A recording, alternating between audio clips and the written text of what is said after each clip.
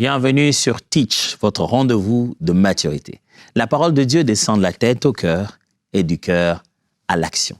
Cette semaine a été pour nous tous une semaine d'action, de rendre la foi chrétienne visible, la vie de Christ en nous palpable, de vivre Jésus au point que les gens disent « Le voilà, Jésus est chez mon voisin est comme Jésus ».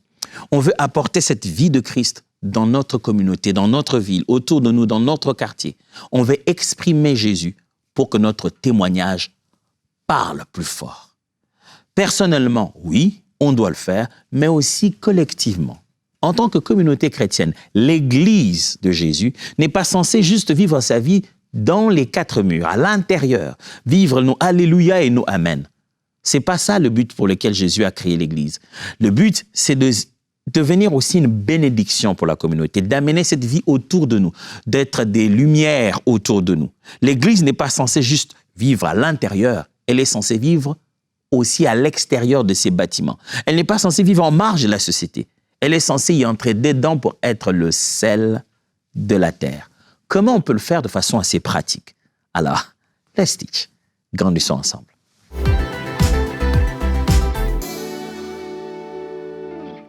Une des plus grandes faiblesses de l'Église, c'est sa dimension locale. J'ai fait une affirmation dangereuse, n'est-ce pas? Une des plus grandes faiblesses de l'Église aujourd'hui, du corps de Christ, malheureusement, mes amis, c'est la dimension locale de l'Église. Au niveau universel du fait que nous appartenons tous au corps du Christ, nous sommes à Jésus, où que nous soyons, quelles que soient nos races, nos couleurs, nos origines, nous appartenons tous à une même famille de foi, en esprit, qui rencontrera le Seigneur quand il arrive. Il n'y a pas de problème.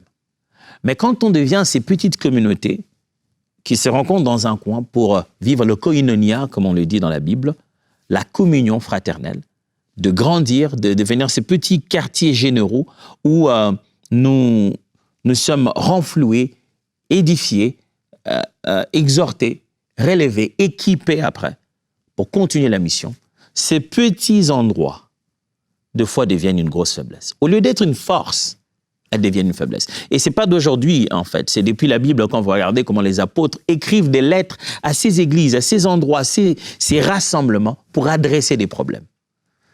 Faiblesse, c'est peut-être un peu trop dur. Je l'ai dit pour montrer la grandeur de cette idée. Parce que c'est toujours resté une stratégie divine que d'avoir les églises comme les endroits comme ça, les églises locales, comme des lieux stratégiques.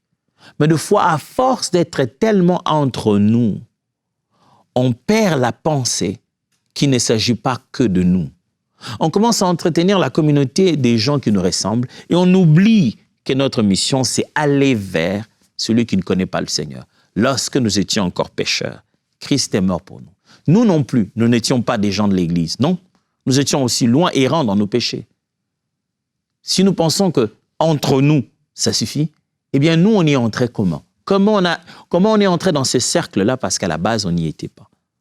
Sortir l'Église hors de ces activités, de son doing church, de ses habitudes, de façon de faire la vie de l'Église est devenu le plus grand défi de nos jours. Comment sortir l'Église locale de ses habitudes ecclésiastiques pour lui rappeler l'essentiel du royaume? Dans l'essentiel du royaume, il n'y a pas seulement gagner les âmes au travers de conférences, il y a aussi montrer l'amour de Christ autour de nous, à travers nos actes de bonté, en impactant, en bénissant notre ville. En bénissant notre ville. Ceux qui sont autour de nous. Quand vous regardez les évangiles, la Bible fait mention du procureur, elle fait mention de la personne qui s'occupe de la loi. La Bible dit, c'est pas pour rien que Dieu lui a donné une épée, c'est pour veiller sur la justice. La vie, c'est pas venir à l'église seulement. Entre ta maison et l'assemblée, il y a tellement d'occasions pour Dieu de se manifester. Il est bon pour nous qu'une fois que nous nous rassemblons en cet endroit appelé église locale, nous soyons capables de là à poser des gestes qui bouleversent notre monde. Or, nous devenons un peu comme des communautés mises à part qui se cachent comme des petites sectes qui ne veulent pas être en contact avec l'être humain. La force, la beauté, la grandeur de la lumière se voit mieux lorsqu'on l'expose au milieu des ténèbres. Lisons Matthieu chapitre 5 à partir du verset 13. Matthieu chapitre 5 à partir du verset 13 à 16. Voici ce que dit la Bible. Vous êtes le sel de la terre. Mais si le sel perd sa saveur, avec quoi la lui rendra-t-on? Il ne sert plus qu'à être jeté dehors et foulé aux pieds par les hommes. Vous êtes la lumière du monde. Une ville située sur une montagne ne peut être cachée. Et on n'allume pas une lampe pour la mettre sous le boisseau, mais on la met sur le chandelier et elle éclaire tous ceux qui sont dans la maison. Que votre lumière luise ainsi devant les hommes, afin qu'ils voient vos bonnes œuvres et qu'ils glorifient votre Père qui est dans le ciel. Vous voyez, il ne faut pas des cantiques pour que les gens glorifient notre Père. Ce ne sont pas des meilleurs cantiques pour que les gens chantent notre Jésus. Nos bonnes œuvres, vues, expérimentées, vécues, démontrées, ça peut pousser les gens à glorifier notre Père quand il les visitera. Ce texte montre comment Jésus parle à ceux qui le suivent, à ses disciples. Il leur montre que c'est au travers de la qualité de leur vie, de leurs bonnes œuvres, qu'ils peuvent changer l'environnement où ils vivent. Quel environnement? L'environnement qui a besoin de sel, l'environnement qui a besoin de lumière, l'environnement qui a besoin de voir une ville située au-dessus d'une montagne. Dieu veut une église présente et utile dans l'espace public. Dans la pensée de Jésus, il dit, il veut nous montrer que Dieu a besoin d'un peuple intégré. Voilà le terme. Nous soyons dans notre monde pour le changer. Comment voudrez-vous... Allez, rentrons un peu dans cette image. Le sel. Le sel, à l'époque, il servait à protéger la pourriture. C'est-à-dire que pour que ça ne pourrisse pas. Vous savez, ils sont dans un milieu désertique et tout. Ils doivent manger la viande et tout. Il n'y a pas de frigo. Il n'y a pas de fraîcheur. Il faut protéger. Et la meilleure façon de protéger ce genre d'aliments de la pourriture, eh bien, c'est le sel, de pouvoir les saler. Mais le sel, c'est aussi pour aider la nourriture, ainsi de suite. Le sel était à la fois rituel, médical et culinaire. Il servait à la médecine, il servait aux rituels religieux, il servait aussi à la cuisine. Le sel avait tellement d'importance, il en a dans tous les cas jusqu'à aujourd'hui. Mais si tu veux obtenir les résultats du sel, le sel doit disparaître dans sa forme cristal et se fondre à l'intérieur. Il doit tellement faire partie de la chose que la chose ne sait plus s'en débarrasser. Ça doit entrer dans les systèmes au point de le modifier complètement. Et Jésus dit, nous sommes là, le sel, pas de nos assemblées, de la terre. On doit tellement se fondre à l'intérieur dans les systèmes, pas par compromission, mais en y amenant nos valeurs partout où ça se trouve, qu'on ne peut plus s'effacer de nous. Sans nous, le monde ne peut plus avoir le même goût. Par contre, qu'est-ce que nous faisons? Nous nous éloignons tellement du monde que nous lui jetons de loin des petits... Voilà, on ne veut pas se mélanger. On ne se mélange pas, on les affecte. La Bible dit, nous sommes la lumière du monde. En montrant ces choses, sel, lumière, une ville bâtie au-dessus d'une montagne, la pensée de Jésus est claire. Il veut une église qui est présente à l'espace public. Il veut des représentants qui sont là dans la société, pas dans leur bâtiment écrit « centre évangélique ». Qu'est-ce qu'il a contre l'église locale, le pasteur Adams? Oh, absolument rien du tout. Je suis juste en train de dire que c'est censé servir de quartier général, un point de départ pour qu'on agisse autour de nous. Lisons un deuxième texte, Jean chapitre 20, verset 21. Jean chapitre 20, au verset 21. Voici ce que disent les Écritures. Jésus leur dit de nouveau, « La paix soit avec vous, comme le Père m'a envoyé, moi aussi, je vous envoie. » Le Père m'a envoyé. Vous savez ce que ça signifie? Des fois, quand on reste sur le mot, le Père m'a envoyé, moi je vous envoie. Non, commencez bien la phrase. Jésus dit, que la paix soit avec vous, comme le Père m'a envoyé. C'est pas, puisque le Père m'a envoyé, moi aussi je vous envoie. C'est pas seulement à cause du fait que le Père m'a envoyé, c'est aussi de la manière dont le Père m'a envoyé que je vous envoie aussi. Regardez comment le Père l'a envoyé. Jésus n'est pas venu en descendant. C'est pas pourquoi les gens, quand ils descendent, leurs habits font du vent. Vous voyez ça dans les films. Les habits font un bruit de vent. Jésus n'a pas fait ça. Il n'est pas descendu. Le Père m'a envoyé. Non, il est né. Il est né si naturellement qu'on n'a pas pu y croire. Il a grandi, si normalement que personne n'a pu le soupçonner. Il a eu même des frères qui n'ont pas cru en lui. Il était juste comme l'un d'entre nous. Charpentier là-bas, menuisier là-bas.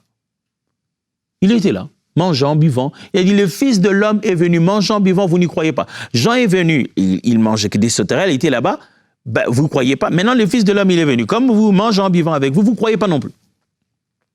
Il était tellement là. Jésus allait dans les fêtes. Souvenez-vous, le premier miracle de Jésus, il l'a fait dans une fête des mariages. Depuis quand toi, parce que tu es devenu très spirituel, alléluia, la gloire, je ne vais pas venir dans les fêtes. Et tu manques l'opportunité de faire un miracle. Pourquoi tu te déconnectes? Pourquoi avons-nous tellement déconnecté l'Église du monde? On dirait qu'on a tellement peur que le monde nous, j'allais presque dire le terme, nous abîme. On a tellement peur que le monde nous influence négativement qu'on ne fait aucun contact avec le monde. Mes amis, pourtant, nous sommes la lumière du monde. Nous ne devons pas laisser le monde nous influencer. Mais sans un contact préalable avec le monde, il n'y aura pas de changement. L'Église est une communauté envoyée, pas seulement rassemblée. Jésus n'a pas dit, quand mon Père m'a envoyé, moi aussi je vous demande de vous rassembler tous les jours. Non, il dit, là, cette réunion-là qu'on est en train de faire, le but c'est que je vous envoie en fait. On ne se rencontre pas là pour se rencontrer. La rencontre n'est pas le but. La rencontre n'est que le point de départ. La rencontre, c'est le point de départ du mandat qui vous envoie. Troisième texte. Actes des Apôtres, chapitre 2, versets 46 à 47. Actes, chapitre 2, 46 à 47. Voici ce qui est écrit. Ils étaient chaque jour, tous ensemble, assidus au temple. Ils rompaient les pains dans les maisons et prenaient leur nourriture avec joie et simplicité des cœurs, louant Dieu et trouvant grâce auprès de tout le peuple. Et le Seigneur ajoutait chaque jour à l'Église ceux qui étaient sauvés. Une belle description de l'Église primitive, comme on aime l'appeler. L'Église grandit quand elle vit au milieu du peuple, pas à côté du peuple. C'est ce que ça nous montre ici. Je ne sais pas si vous avez suivi. La Bible montre, il dit, ils rompaient le pain dans les maisons et prenaient leur nourriture avec joie et simplicité de cœur, louant Dieu et trouvaient grâce auprès de tout le peuple. Ils étaient là, on connaissait leurs habitudes, ce n'était pas caché. On sait même dans la maison de qui ils allaient manger. Ils étaient là, au milieu du peuple. Là, on connaissait leurs habitudes. Ils mangeaient par là, ils vivaient là-bas, ils étaient à la synagogue, on les connaissait. Si on ne connaissait pas leur vie, on ne pouvait pas les appeler chrétiens après Antioche. Ils étaient là, ils vivaient avec eux. Ils étaient au milieu d'eux, pas à côté d'eux. L'Église ne grandit pas parce que nous sommes à côté du peuple et nous voulons que le peuple nous suive. Non. Certes, nous sommes une communauté qui est appelée à être en dehors, sortir, mais sortir dans la manière de vivre. Pas dans la fréquentation, pas dans le contact. J'aime quand Paul dit « éloignez-vous de telle personne » et lui-même, il continue en disant « ce n'est pas comme si vous devez vous éloigner d'eux, de ne jamais le voir, ce serait impossible. » Mais il explique qu'il faut s'éloigner de telle personne dans la manière de vivre. L'Église, comment peut-elle être influente en dehors des quatre murs? Ok. Voici trois vérités. Premièrement, l'identité. L'Église doit se souvenir de son identité. C'est quoi l'identité de l'Église? L'Église est une assemblée qui est envoyée, pas un public qui est assis. L'Église est un peuple avec un mandat, pas une réunion. L'Église n'est pas une rencontre. L'Église est un rassemblement. Voilà le terme. Quand on rassemble les militaires, c'est parce qu'on se prépare à les pousser à aller en action. À l'époque, quand moi j'étais scout, puis chef scout, je commençais à nourrir des idées de devenir militaire après. Je disais scout, et puis je montais des raiders, et puis je pourrais peut-être devenir militaire après. J'apprenais le langage morse, j'apprenais plein de trucs. Et j'aimais quand on faisait les rassemblements. On sifflait, il y avait rassemblement. On parlait, on donnait le discours, et j'aimais comment on arrêtait le rassemblement. On disait toujours ce terme, rompez. Donc, c'est-à-dire rompez les rangs. Vous pouvez aller sans, vous n'avez plus besoin de poser des actes et de marcher en file, rompez. Vous pouvez juste partir. On rassemblait et puis on rompait. On sifflait pipi, pipi, pipi. Tout le monde rassemblement, tout le monde arrive. se mêle dans les rangs, on parle, et puis quand c'est fini, après on dit rompez. C'est ça l'Église. Le mardi, c'est rassemblement. Le jeudi, dimanche, rassemblement. Mais quand on quitte ces réunions-là, ce que vous n'entendez pas l'Esprit de Dieu dire, c'est qu'il dit rompez. C'est-à-dire, allez-y maintenant, commencez à vivre. Ne restez pas systématisés maintenant. Ne vous mettez pas sur un rangé. Ne vous suivez pas l'un derrière l'autre. Amenez cette vie partout où vous êtes. L'identité de l'Église, ce n'est pas juste une assemblée assise pour apprendre des choses. L'identité de l'Église, c'est un peuple envoyé, un peuple avec un mandat. Jésus l'a dit, comme mon Père m'a envoyé, moi aussi je vous envoie. En fait, en réalité, ça vous semblait bizarre, mais l'Église commence quand le culte finit. Oh, qu'est-ce que tu es en train d'affirmer? Vous m'avez compris. Je fais juste une exagération dans le domaine de ce que je suis en train d'expliquer. Je ne suis pas en train de dire que les réunions chrétiennes ne sont pas l'Église. D'ailleurs, le mot ecclésia signifie justement l'assemblée des personnes mis hors d'eux. Je suis juste en train de dire cette culture d'être une Église, ce n'est pas juste être une réunion.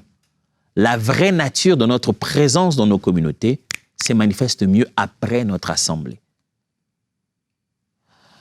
Tu n'as pas besoin d'une scène. Tu n'as pas besoin d'un podium. Tu n'as pas besoin des bancs. Tu as juste besoin d'une mission. C'est ça l'Église. Une mission. Dieu m'a demandé de faire quoi? J'étais dans certains pays du monde, je ne peux pas les citer, où l'évangile n'était pas autorisé. Et j'ai rencontré des frères et sœurs qui ont trouvé des astuces incroyables pour continuer à prêcher l'évangile. Donc, il n'y a pas de croix, pas d'église, pas d'assemblée missionnaire, rien. Mais les gens sont sauvés, baptisés. Ah non. Mes amis, vous ne pouvez pas résister à la beauté de la mission. Quand la mission, l'œuvre de Dieu est en train d'être faite, parce que l'Église est entrée dans la société. Et si on renversait nos bâtiments, si on les interdisait un jour, que deviendrait l'Église? Mes amis, si le sens de l'Église est basé essentiellement sur nos réunions physiques et le sens de nos bâtiments, eh bien, on est en train de fragiliser l'Église de Jésus. L'Église, c'est d'abord la mission.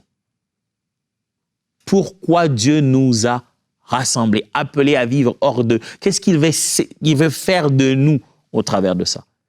Et le mandat là qu'il nous a donné, allez, faites de toutes les nations des disciples, c'est le sens de l'Église. Deuxième vérité. Souvenez-vous, nous sommes en train de parler de comment l'Église peut réellement apporter l'amour de Dieu, être en train de toucher les gens en dehors de ses quatre murs, vivre la vraie vie chrétienne. Deuxième vérité. Si la première, c'était notre identité, qui est l'identité du mandat que nous avons reçu, la deuxième vérité, c'est le service. Dans la ville, l'évangile se voit avant de s'entendre. Dans nos villes, dans le coin où nous sommes, on voit d'abord notre évangile avant de l'entendre. Vous savez, quand vous avez beaucoup parlé, les gens, vous mettez même des baffles dehors pour que le peuple entende. Tout ce qu'ils entendent, c'est du bruit. Le lendemain, ils passent par là, ils trouvent que vous avez fait de la propreté dans ce coin-là et que vous êtes en train de prendre en charge les défis qui empêchent à la communauté de pouvoir s'épanouir. Là, ils voient l'évangile. Ça vous a jamais tourmenté le fait que Jésus, parmi les premières démonstrations, c'est donner du vin dans une fête? Il y a la dimension symbolique et la dimension, je vais dire, messianique même de la chose. Mais la beauté sociale de la chose. Jésus vient aider, donner une vraie aide réelle, palpable. Les gens avaient besoin. C'est le premier waouh que Jésus a fait faire aux gens. Ce ne sont pas nos phrases, nos concerts, nos baffles que les gens ont besoin d'entendre. Ce n'est pas avec ça qu'ils vont entendre, ni nos affiches. Ce ne sont pas nos belles vidéos sur Internet. Toutes ces choses-là ont leur place, comprenez-moi très bien. Mais je pense que c'est ce que l'on fait de ce qu'on croit autour de nous. Ça, les gens s'en souviennent. Ça attire le regard. Ça pousse les gens à se poser la question, je vais connaître ce Jésus-là. Parce que vous êtes une réponse dans la société. Quand est-ce que l'Église va-t-il reprendre les bonnes habitudes de Jésus de aller de lieu en lieu? Et non pas demander à tout le monde de venir de leur lieu, mais de aussi soi-même aller des lieux en lieu. Je me souviendrai la fois où le Seigneur m'a fait cette reproche. À l'époque, j'étais encore pasteur, dirigeant, en train de diriger l'Église. Il m'a fait cette reproche d'aller de lieux en lieu, apporter la parole de Dieu, changer notre communauté, faire quelque chose pour les gens qui nous entourent. Il a dit, attends, tu as baissé les bras. Je dis, mais Seigneur, tu demandes des permissions, on ne t'en donne pas. L'autorisation ne vient pas. La ville dit ceci. Tu veux faire, on te dit non, mais... Mais Dieu m'a dit, il y a des choses qui sont faisables. Tu peux le faire. Et on attend, ça peut le faire et je n'aimerais pas en parler. Il est possible, mes amis, d'exprimer un service si fort dans la ville que notre évangile se voit. Pas besoin qu'on nous acclame, pas besoin de mettre l'affiche pour que les gens sachent que derrière ce mouvement-là, c'est nous. Comme je l'ai souvent dit, il faut toujours se poser la question. Le jour où on fermerait votre assemblée, les gens seront-ils contents ou seront-ils tristes? Vont-ils juste dire « Ah, ou enfin il n'y a plus d'embouteillage ici, oh enfin il n'y a plus de... ou enfin on nous prend plus nos parkings ». Ou ils vont se dire « L'église ferme? Non, mais quand même, l'église ferme, comment on va faire ?» Écoutez bien cette phrase. Un service humble rend la foi crédible. Quand on sert humblement, ça fait que notre foi devienne crédible. Quand on sert sans aucun autre intérêt dans sa tête, sans aucun autre intérêt dans sa tête, sans aucune autre pensée dans sa tête, avec humilité et douceur, ça fait que nous devenons crédibles. Les gens veulent t'écouter parce qu'ils savent que tu vis ça. Tu n'es pas le grand patron, tu es un serviteur. Ils veulent t'écouter. Ils savent que tu vis les choses dont tu parles. Peut-être que je vais parler aux hommes de Dieu, aux dirigeants d'église, aux serviteurs de Dieu. Sachez, bien-aimés, serviteurs de Dieu, avec tout le respect, hommes de Dieu. Sachez-les bien que la ville n'a pas seulement besoin de la parole. Elle a besoin d'une vraie présence d'église. Votre ville n'a pas juste besoin que vous parliez plus fort, plus haut. Elle a juste besoin aussi que vous puissiez faire quelque chose. Que ce soit la chose la plus connue ou non, mais de poser les actes de votre foi. Il est peut-être temps de faire quelque chose. Il est peut-être temps de traduire notre foi en action. Troisième chose, la stratégie. Souvenez-vous, on est en train de réfléchir comment l'Église peut réellement aller au-delà de ces 4 murs, être vécue au-delà des 4 murs de l'Assemblée locale et poser l'impact dans la société qui va transformer la vie des gens. Troisième chose, la stratégie. Ça veut dire sortir avec unité, régularité et sagesse pour durer. Pour faire quelque chose en dehors de nos 4 murs, je dis que premièrement, nous devons être capables de, je l'ai dit tout à l'heure, nous devons être capables de reconnaître notre identité. L'identité chrétienne, l'identité de l'Église, qui est un rassemblement en mission. On se rassemble pour être envoyés. J'ai dit que deuxièmement, il faudra se souvenir qu'on est là pour servir. On doit servir, poser les actes. L'évangile doit se voir, ne pas être entendu seulement. Mais la troisième des choses, c'est qu'il faut qu'on le fasse de façon stratégique. Il faut une manière de s'y prendre. Souvenez-vous, je ne m'empêche jamais de faire de l'équilibre quand je parle ici. La stratégie, il faut aider la communauté, faire des choses autour de nous, poser des actions qui montrent que nous sommes chrétiens et que nous sommes en train d'amener le message de Christ. Alléluia. Mais il faut s'y prendre avec stratégie. Il faut le faire en unité. Pas comme juste des électrons libres. C'est dire, moi j'ai suivi Teach avec ou sans mon église, je vais le faire dans tous les cas. Tu prends 2, 3, 4 frères, c'est déjà bien. C'est comme ça que le réveil commence. 2, 3, 4 personnes. Va voir ton pasteur, va voir les responsables, va voir les gens de ton département. Vous, en tant que chorale, vous pouvez faire quelque chose. Non, nous, on veut sortir notre album, on veut que les gens connaissent notre musique. Mais pourquoi vous ne répétez pas peut-être chanter pour les hommes des vieillards ou dans certains hôpitaux? La communauté aussi a besoin de votre musique. Pas seulement de vous entendre sortir un album ou de publier un EP et de voir sa chaîne YouTube. Vous pouvez apporter quelque chose aussi dans la communauté. La stratégie, c'est sortir en unité et le faire avec une certaine régularité, mais aussi avec de la sagesse pour que ça dure. pour que les actions que l'Église va poser autour de soi-même et que ça dure, ça soit des actions durables qui transforment la communauté, eh bien, il faudrait de la sagesse. La ville, la communauté, le quartier, eh bien, tout ce monde est touché par une église régulière, pas une église rare. Une église qui est là, elle fait des réunions régulièrement, mais elle fait rarement des actions autour. C'est une église qui pose avec une régularité stratégique des actions. C'est celle-là qui touche la ville. Parce qu'en réalité, ce que tu répètes devient une véritable mission exprimée. Je le répète encore. On s'est dit, qu'est-ce qu'il veut? On commence à comprendre ta mission à travers ta répétition. Ta régularité nous dit que tu en es déterminé. De quoi avons-nous parlé aujourd'hui enfin? Aujourd'hui, mon but était de montrer cette chose que j'ai montrée depuis le début de la semaine, que nous, chrétiens, devions vivre notre foi, devons exprimer notre nature chrétienne autour de nous. J'ai encore insisté, et je ne fais qu'insister sur ça. Vivons ce que nous apprenons. Devenons ce que nous apprenons. Montrons aux autres qui est Jésus au travers de notre vie. La bonté dans le quartier, l'hospitalité, qu'est-ce que c'est que notre prochain, ça signifie quoi? Aujourd'hui, je voulais amener ça dans la dimension communautaire de l'Église. Que l'Église fasse ça ensemble comme une communauté. Que l'Église locale pose ces gestes-là comme des stratégies divines pour pouvoir toucher la vie des gens qui nous entourent. Affecter notre communauté demande ces 3 réflexions, j'ai dit. D'abord, c'est dire, c'est quoi notre identité à la base? Nous sommes un rassemblement des personnes que Dieu envoie. On n'est pas là juste pour s'asseoir. Et j'ai dit que la deuxième des vérités, c'était de se souvenir que on a besoin de servir. Il faut servir notre communauté.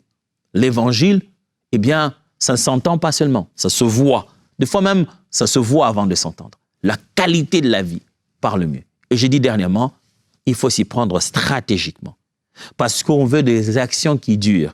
L'Église a de l'impact, pas parce qu'elle est rare, mais parce qu'elle est régulière. Si vous avez des cultes si réguliers, comment ne pouvez-vous pas autant régulièrement aider la communauté? Si vous avez des rendez-vous de bien-être pour vous, est-ce que les gens qui ont besoin d'aide de votre part ne peuvent-ils pas avoir des vrais rendez-vous venant de votre part aussi? Alors, l'heure du défi a sonné. Voici les défis. Quel mur vas-tu traverser cette semaine? Où vas-tu sortir pour servir concrètement? Où vas-tu sortir? Quel est ce mur que tu vas traverser? Église, j'en appelle à l'assemblée, j'en appelle à l'homme de Dieu, j'en appelle à chacun d'entre nous aussi. Nous devons sortir de nos murs. Qu'est-ce qui s'est transformé en mur qui nous empêche d'agir? Quelles sont ces habitudes que nous avions, que nous devons casser et nous dire, OK, il est temps de commencer à aider notre communauté de façon efficace. J'espère que cette semaine, vous avez été challengé et que le Seigneur vous a poussé vers vos retranchements et vous a forcé d'une certaine manière à faire quelque chose. Ne vous dites pas, je le ferai un jour. C'est pour maintenant. Parce que je ne cesse pas de le répéter. La parole de Dieu vient de notre tête là quand on l'entend. Elle entre dans notre cœur pour nous transformer. Elle s'exprime le mieux au travers de nos actions. J'aimerais rendre grâce à Dieu pour tout ce que vous êtes pour EMCI TV. Merci pour votre apport, merci pour votre soutien que vous nous cessez de manifester chaque semaine. À chaque émission, je parle avec les frères et sœurs avec qui nous travaillons, combien nous sommes bénis par les témoignages que vous nous envoyez et comment vous êtes transformés. Je veux vous rappeler que MCI, ce n'est pas seulement quand vous regardez à la télé ou que vous écoutez. MCI, c'est aussi sur nos réseaux sociaux et particulièrement sur notre YouTube. Vous pouvez suivre là-bas beaucoup de choses qui s'y passent. Si vous n'avez pas encore été abonné à notre YouTube, c'est l'occasion d'y aller. Sur le YouTube de MCI TV, cliquez, abonnez-vous et n'oubliez pas de bien cliquer sur la cloche pour que les rappels de nos activités vous parviennent. Si vous suivez Teach, sachez aussi que Teach a une application. Nous avons une application où toute la communauté de ceux qui suivent Teach vient là-dedans. Ils trouvent les notes de ce que j'enseigne et ils posent des questions que je me force à pouvoir répondre à travers des audios. Je ne les écris pas pour qu'ils ne se mettent pas à lire et il soit difficile pour eux. Je fais carrément un audio pour répondre à cela. Si vous n'êtes pas encore dans la communauté de Teach, vous n'avez pas encore l'application Teach, voici un QR code qui vient de paraître. Ou simplement aller sur mcitv.com/app-teach. Prenez Teach.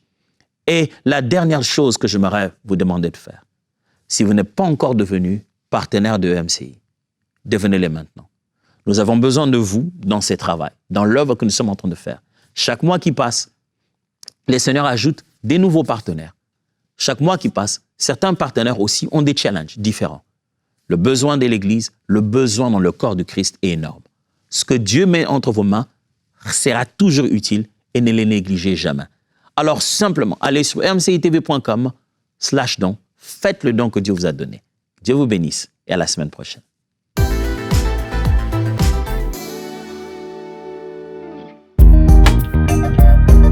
Merci à tous nos précieux partenaires grâce auxquels cette émission a pu être réalisée.